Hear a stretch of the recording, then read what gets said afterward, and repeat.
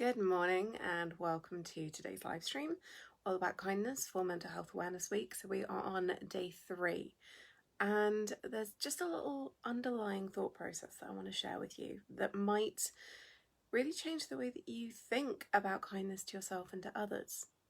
Let me know. So for those of you who haven't met me before, my name's Leah. I'm the founder of this business called Searching for Serenity, where I provide mentoring, training and support options for individuals and companies focused around imposter syndrome, burnout, exhaustion and overwhelm.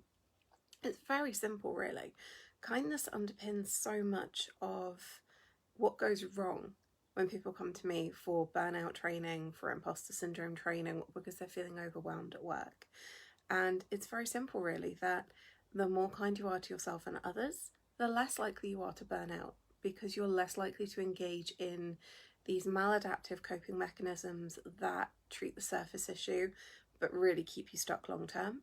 You're less likely to work the ridiculous long hours that I know many of you do, and you're less likely to feel alone because, good morning, as you are more kind to yourself and to others, what you tend to do is cultivate connection. And it's a really interesting point that actually connection and the ability to have a discussion with other people, an open and frank discussion, radical candor, means that you are less likely to feel alone, you are less likely to struggle alone, you are more likely to ask for support. And all of these come back to this really simple underlying mindset or fixed belief that a lot of people have. And this is it, okay? The fixed belief that most people have is that there is only so much to go around. And what I mean by this is, if I'm being kind to myself, then other people have to struggle. I see this a lot with clients of mine who are parents who genuinely, and for good reason, think that being kind to themselves means that they can't have the time or the energy or the focus to spend time with their kids, or that they won't have enough money to look after them. And it's this fear that there's not enough that perpetuates so much of the issue with burnout. None of us get into burnout because we love feeling like crap, looking like crap, dragging our asses around every day, entirely fueled by caffeine. Cheers. We get into these positions because of faulty underlying thought processes, a ridiculous amount of work. We are all ridiculously busy all the time, coupled with these thought processes that mean we don't switch off, that mean we don't take care of ourselves. So what if I was to change this one tiny belief that in order to be kind to myself, other people are going to struggle? What if I said, instead of thinking, yeah, but if I take time for myself, it means I'm not going to hit those deadlines, and it means that other people aren't going to get the work they need or the money that they need. What if I changed the thought of, I'm drowning in my to-do list and I just need to keep going until it's done because other people are relying on me? And maybe there's a touch of imposter syndrome in there as well that says other people are relying on me and they'll find out I'm crap, so I need to keep going until it's all done. I can't stop and spend time, money, energy, food, whatever it might be, on myself until it's all done. This is a common underlying belief. And for those of you who maybe have been planning to take some days off of annual leave and you find yourself working later and later each day, you're falling into this trap. So what if we thought of kindness to ourselves and to others not as a pie, but as parallel growth? So the more kind I am to myself, the more kindness there is for other people. Now, I touched on this briefly yesterday because I said, if you are struggling with stress, there is a physiological and a psychological component. You will be in fight or flight, you might have tense shoulders, you might find your body language is kind of this hunched, ready for battle, and that creates an effect on other people. When we're physically present with other people, you can't see very much of my body language, right? You can only see me from the shoulders up here. But it comes across in my voice as well. If I'm really touchy, if I'm really stressed, and then I'm like, did you notice just as I did that? My voice sped up. There was a pressure of my speech that you can feel. And I might start using language that is maybe inappropriate, or maybe it's just the way I'm speaking. that then creates this response in other people, and it's a pebble in a pond. Yet, if I'm kinder to myself, if I've sat here this morning with a fan going to make my face less red before I go live, that's always a kindness to you guys. If I've sat here drinking my coffee, I feel more relaxed. You can see it in my face, you can see it in my smile, you can hear it in my voice because my voice is lower. Yes, I speak quickly, but it's not nearly as quickly as I speak when I get stressed. And you can feel the tension ebbing and it spreads out. Now that's just one really simple example of how being kind to myself spreads to others. But this sweet spot where kindness to yourself and others intersects is actually easier than you might think. I will regularly, my clients hate me, but they love me for it. I will regularly challenge my individual clients when they say things to me like, I couldn't give that to the support staff because it's above the pay grade, or it's a tricky matter and it's not fair to give it to them, or the client's a difficult one. Never stopped anybody giving me those files, by the way. And they'll say, I can't do that, it's not fair, I need to resolve it myself, or it's quicker and easier for me to do it. And I throw this back to them and say, okay, that's great, but you do appreciate that you're holding their careers up, right? Most people don't think about that. That when there are people below us in hierarchy, if we're not giving them the work that they need to progress, if we're not giving them the challenges they need to progress, if we're just giving them the grunt work that they can do day in, day out, we're holding their careers up. Now, they may not want to progress. They may not want to step into our shoes. I know plenty of my clients look at the people above them in the hierarchy and think, dear God, no. But if you know that somebody wants to progress and you're holding and hoarding that work to yourself, telling yourself the story, I can't give it to other people, you're holding them up. You're doing them a disservice and you're being unkind to them and to yourself all at once. So that's one of those very simple places where actually being kind to yourself and to others intersects. I'm too busy. I've got way too much on my plate, and I've got people who are snapping at my heels and desperate to progress and want something to get their teeth into. Give them the file. They might hate you for it later, but at least you can both laugh about it. There are more places where kindness to yourself and others intersect than you might think. And another key one is when we hold everything inside and we don't communicate with others. This is a key feature in burnout. Because what happens is burnout is chronic workplace stress that is not successfully managed, and we experience exhaustion, we experience this negativity and cynicism towards our work, towards our employers, towards our clients maybe, and then we're in this cycle of reduced professional and productivity efficiency.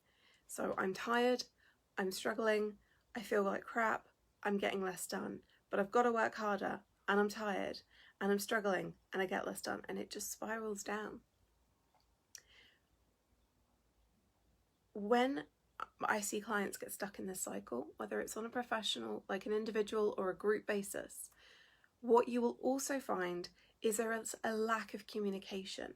It's a little bit like everybody has become a sponge and they've just soaked everything up, and there's nothing to connect them. There's nothing that's shared. You're just soaking it all up, soaking up all the stress, all the worry, all the fear, all the negativity, and not sharing with other people. The quickest way I have found to reverse burnout, to prevent it from ever happening to begin with, and I did a whole training on this last week, and I'll put the link down below if you want to access that workshop and watch that 1 hour training replay. But the quickest way that I found to manage and reverse burnout is to cultivate connection, to have honest conversations with people. Now, this works on various different levels, because if you are an individual working in an organisation and you are struggling and sucking up all that stress and you're not sharing that you're struggling, well, guess what? It's not going to change because nobody knows to change it. Now, if you are communicating that and you're still struggling, then maybe you're getting stuck in that next level of communication, which is the negativity and cynicism is creeping in and the communication is becoming harsh and aggressive and sarcastic and passive aggressive. And then we get stuck in isolation because I've been aggressive to you, I'm not going to come and then talk to you about it. I'm not going to be nice to you afterwards. I'm going to sit in my blame and my shame and stew in it. So why am I talking about this in the context of kindness? Letting people support you is one of the biggest acts of kindness. I spend every day doing this, right? Every day I'm on the internet, recording videos, sharing blogs, sending emails to my list, basically saying, I am here to support you. I'm here to support you.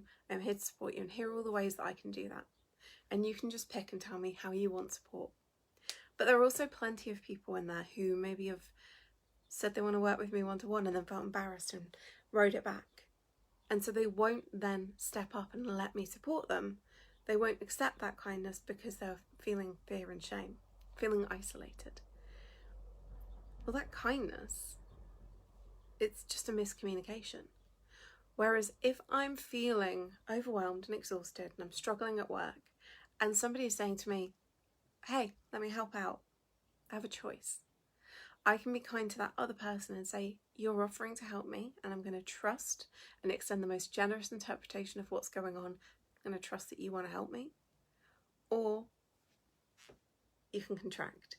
You can suck up all the stress. You can sit there alone. You can tell that person, no, it's fine, I've got it. Don't worry, I'm just very busy and tired right now. And they won't offer again because you've pushed them away.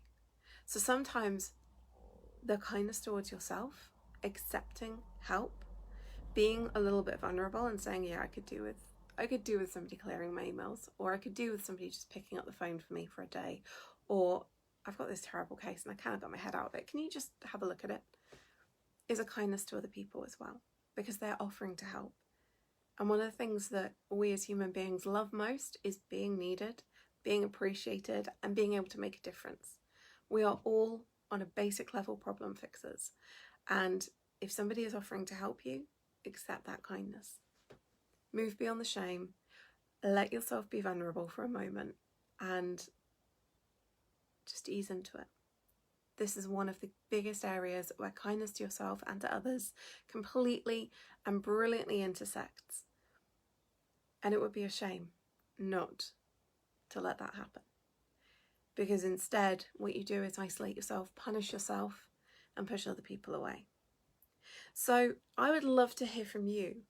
Where is a place where kindness to yourself and others intersects, but you have said no in the past, or you've turned your back on it, or you've not felt able to step up because of this underlying belief that if I'm going to look after myself, other people are going to suffer?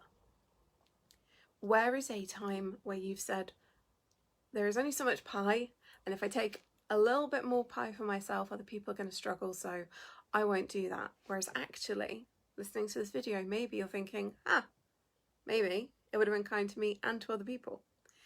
I'm hoping that a lot of you are going to be saying, okay, I'm going to share things with people that are further down the pyramid, further down the hierarchy, or I'm going to pick up the phone and speak to that friend who is always offering me support and I'm always pushing back. But I'd love to hear from you what you're going to do differently.